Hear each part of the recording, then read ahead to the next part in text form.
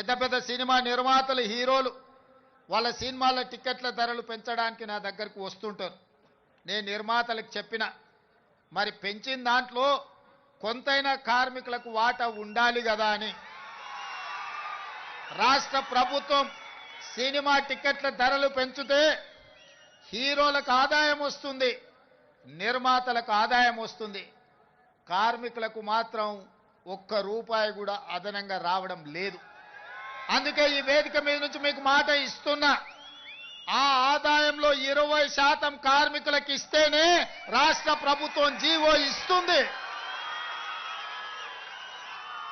మీ శ్రమతో సంపాదించే ప్రతి రూపాయిలో మీకు వాటా ఉండాలి, మీకు భాగస్వామ్యం ఉండాలి. ఈ వేదిక మీద నుంచి మా అధికారులకు నేను ఆదేశాలు ఇస్తున్నా, రేపటి భవిష్యత్తులో ఎంత పెద్ద నిర్మాత అయినా, ఎంత ఇన్ఫ్లుయెన్షియల్ పర్సన్ అయినా రాష్ట్ర ప్రభుత్వం అదనంగా టికెట్ల ధరలు పెంచితే వచ్చే ఆదాయంలో 20% నా కార్మిక సోదరుల కుటుంబాలకు వెల్ఫేర్ ఫండ్ కింద వాళ్ళకు ఆ నగదు బదిలీ జరిగితేనే ఆ ఒప్పందం ప్రకారమే మా రాష్ట్ర ప్రభుత్వం జీవో ఇస్తుంది.